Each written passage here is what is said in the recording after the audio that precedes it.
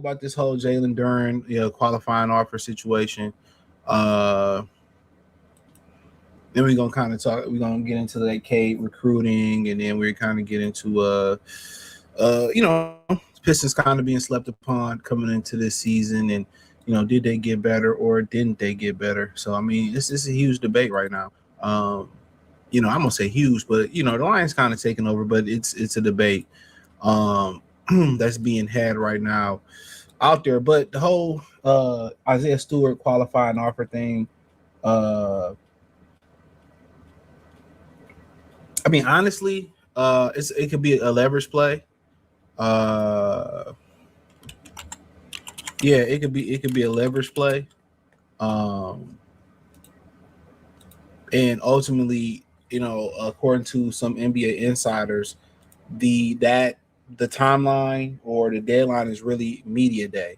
So if they still having this conversation a week before media day, a day before media day, um, then the debate really becomes, you know, you know, okay, he gonna sign the qualifying offer, or you gonna trade him, and I had a different thought about it, but my belief is, if he signs the qualifying offer, I'm gonna ride it out. I'm going to sit there and I'm going to take whatever resources that I have, draft picks or whatever. I'm going to take that and I'm going to go try to put the two best play or the next couple best players around those players. I'm gonna go try to get a championship. So that's once you look at the Pistons roster and some of the contracts they have, they're built to make another trade deadline run. Now you don't want to get to this trade deadline and you're not winning no games. You struggling, you in a play in, or you in a 6th, 7th, 8th seed. I don't think you really want to be in that position.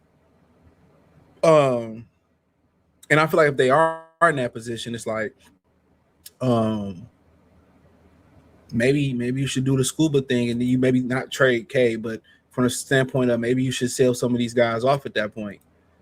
But in my opinion, even before we get to that point, uh, if Duren signs a qualifying offer, I'm not trading him. If I'm gonna put my heels and plant my feet in the dirt, I already told you my strategy. My strategy is gonna be as simple as this, y'all. It is gonna be, I'm gonna go out there and try to get the next best player to play next to Cade Cunningham via trade. Whoever I can go get, which they passed up on some guys, man. Let's keep it real. If you knew it was this funky with Jalen Duren, I mean, hey, you could have got, Jalen Brown. You could have got Jalen Brown. I mean, guess what? Some people may not like this. You could have got LaMelo Ball. You could have got Ja Morant, and I get it. LaMelo Ball and Ja Morant ain't became the most consistent shooters. I get it. But then again, you got guys like Zach LaVine, which I think he's a great fit. He's a great fit for what the Pistons need, and I'll speak on that a little bit later, right? So, in general, if I'm the Pistons, he signs that qualifying offer, he playing about 40 minutes a day, 40 minutes. He playing 40 minutes a night. I'm using him up. I'm using him up.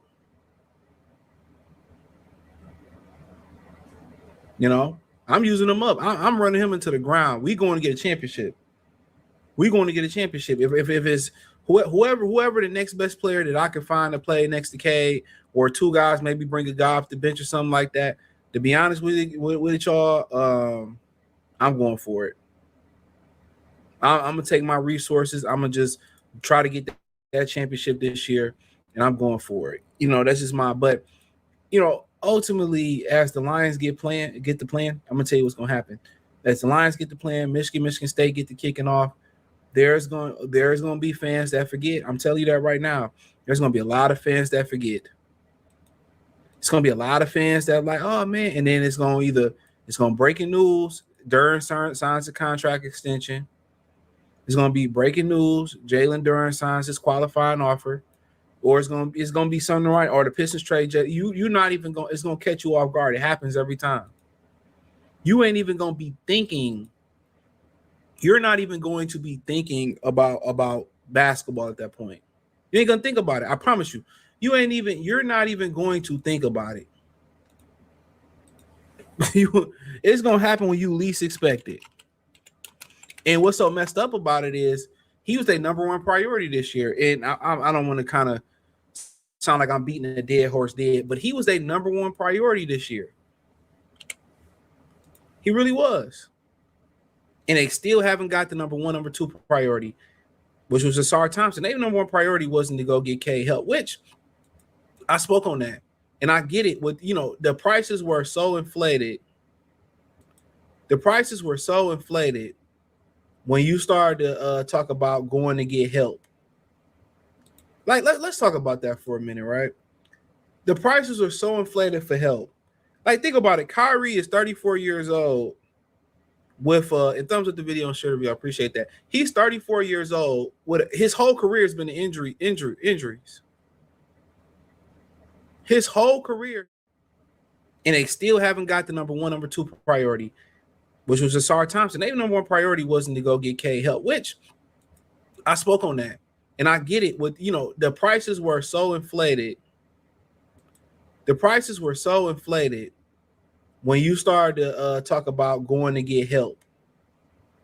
Like, let's talk about that for a minute, right? The prices are so inflated for help. Like, think about it. Kyrie is 34 years old with and thumbs up the video and share the video. I appreciate that. He's 34 years old. His whole career has been injuries. His whole career has been injury. Real talk. His whole career has been injuries. Real talk. His whole career has been injuries. So, and was I'm gonna sit there getting him 2 or 3 draft picks for a 34-year-old Kyrie Irving? Come on now, and then give up something like a Ron Hollins? Like, no. To be honest with you, I kind of agree with Trajan. I do agree with Trajan Langdon not moving people. Trey Murphy worth 4 or 3 first-round draft picks. In what universe? Just as delusional as these teams are for asking prices. Think about it. They gave Buddy Hield $100 million before everybody was getting that $100 million like that. Remember, those who about my age or like olders, Gen Xers or millennials. Remember when I think Juwan Howard was the first guy to get a $100 million contract. That was a big deal. You know what I'm saying? Now, remember when Buddy Hield kind of got that $100 million? People was like, damn, but it's kind of really before inflation hit. People was like, damn, Buddy ain't made an all-star team. Buddy he ain't did shit since he got that contract. No disrespect to Buddy Hield. I ain't disrespecting Buddy Hield. I liked Buddy Hield. But that was like, damn, they gave him $100 million. Dog, are you really going to pay that much for Trey Murphy? And to be honest with you, Trey Murphy don't give you what you need. You need somebody that can create a shot off the dribble, that can shoot. Am I going to give up all this draft capital for a 37-year-old Kevin Durant? No. They should be begging me to take that team cancer off their team. He destroyed that team last year. They should be begging me to take him. Right? They should be throwing in, Reed Shepard or whatever the kid name is to us. You know what I'm saying? Like, when you kind of start looking like, what? You look what Jalen Brown went for, LaMelo Ball went for, and you asking this for Trey Murphy, Asian Kevin Durant, and Asian Kyrie Irving, you out your mind. But think how delusional people are. People like LeBron. Oh, LeBron went to Philly. Motherfucker about 80 years old. And they giving him autonomy over the roster, which is wild, right? So we just living in the NBA where, like last season, and if y'all follow my main channel, Good for the TV, I've talked about this all last season. I preached it. I said it. People didn't believe me when I said it. The Eastern Conference was better than the West last year. And people kept saying, well, the West, it's because they had old-ass Steph Curry, old Jimmy Butler, old Draymond Green, old LeBron James. Devin Booker and them, they wasn't the same since KD. KD and the Rockets, old-ass Kevin Durant. All the old Denver Nuggets aged badly. Denver ain't doing too good. Gordon didn't age well. Murray always stayed hurt. So when Cam Johnson, the guy that we wanted in Detroit, he stayed hurt. Bunch of injuries. They just had names. You got to stop looking at the name. When y'all buy shit, don't look at the name. Look at the quality of the product. When you buy a car, don't buy the car off the name. Go read the consumer report. When you buy a house, go search all that shit up about your house. The Eastern Conference was better all last year, and nobody wanted to believe me. It didn't shock if you watched, and I don't even watch the way I used to watch as a kid or a teenager. You can see it. Well, also, I knew the Knicks was going when we lost. I knew the Knicks was about to be champions. I knew it. The Spurs, that was the worst matchup for them. Now, could they have beat the Thunder? I don't know. Even without Jalen Williams, I think depending on how the whistle went, the Knicks could have swept them.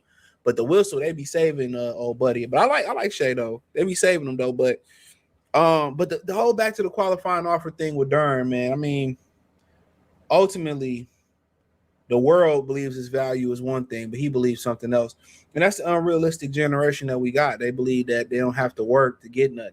They think, when they see these streamers come up or they see somebody in Hollywood like David Johnson, who is the new Black Panther, they don't believe he put in no work. They believe he just popped up and he got an opportunity. But if you look at him, he's 34 years old, bro. So he been putting in work. Just because you don't see people's body of work or the work they put in to get to where they at, but also they paying Jalen Duren based on potential. It's just not based on the fact of what you've done is what you're going to do. So ultimately, when that dude from Detroit dunked on him in the Orlando series, I feel like that shaped the way everybody's seeing him. I mean, what Wendell Carter did, and then he had a great game one or good game one versus Cleveland. Then he never was seen again. So I mean, ultimately, you ain't gonna find nobody that's 7 foot, is as fast as him, as quick as him, jump as high as him, tough as him. But ultimately, do you believe he gonna develop into the player he need to develop in? And when you think about what you need, not what y'all think they need, when you think about it, Alonzo Mourning, Patrick Ewing, Hakeem Olajuwon, David Robinson, Tim Duncan, Kevin Garnett, that's kind of where you want to see him. Or honestly, to add another dude to the can he add to his offensive game, at least be Joe Smith? People remember Joe Smith, got hit with the Kawhi shit where they paid him under the table or some shit illegally, and then he ended up in Detroit. Nice little, people remember Joe Smith here, a nice 10 to 15 foot mid-range jumper, good back to the basket game. I mean, if he at least did that with his physical act, if people forget, Joe Smith was the number 1 overall pick out the draft. People forget Joe Smith was the number 1 overall pick out of his year draft, out of Maryland, I believe. Can he at least, if he can do what his physical gifts, I'm not even going to take it to the stream and say Dirk, KG. With his physical gifts, or Antonio McDyess, Prime McDyess. People remember Denver McDyess, Prime McDyess. If he can at least be what Uncle Cliff Robinson was, or Joe Smith was, if you are a Detroit Pistons fan, you old enough, you remember, if he can at least do that, rest in peace to Uncle Cliff. If he can at least do that, I would pay him. I would pay him what he wanted. If you tell me offensively, he can give me a game, he can expand this game with Uncle Cliff and Joe Smith, I pay him. But also you look at it and you tell yourself this: if I give him this money, is he gonna get better? I'm gonna ask y'all this question real quick, and I'm gonna get to the comment section. I'm gonna ask this question to people watching. Had they gave him $30 million last year that he asked for, does he make all in the same situation this year? Whether you say it's injuries, whether you say whatever the situation was for him to make all NBA third team and didn't qualify. Tyrese was out. Happy, seeing he got married. Halliburton, shout out to bro. Should have been a Piston, but I'm not gonna harp on them how they picked Halliburton, Killian over Halliburton. But had they gave him the $30 million they gave him, had they gave him the 30 last offseason, would he have the season that he had this year, statistically? Do y'all think he had the season he had? Or would have got the $30 million and melded in? Let's say they said $30 million 4 years. $120 million over 4. Would he have to put these numbers up that he put up this year? Let's just forget the playoff. Let's say what he would have did, what he did in the regular season, what he really did, what he supposed to do. That's a question, because you got to ask yourself: if I give him this money, is he going to continue to expand this game, or he going to stay on this, sit on this, just be stagnant and not get no better? That's the question you got to ask yourself. And you know who got the answer to that question? They do. They do. They know what type of person, what type of character that he has. They know the character that he has in that locker room. And from me really looking at it through the years, and this is my opinion, and there ain't no shade towards him or nothing. I like him. But I don't think he want to be here. I don't think he want to be in Detroit. I think he wants to be somewhere where the offense runs through him. And that's just my synopsis on it. The reason you didn't hear him crying about getting the ball this year was a contract year. If my synopsis is true, or basically, if you understand what I'm saying, what I seen is true, what I believe to be is true with my own two eyes, I honestly don't think he wants to be here. I don't.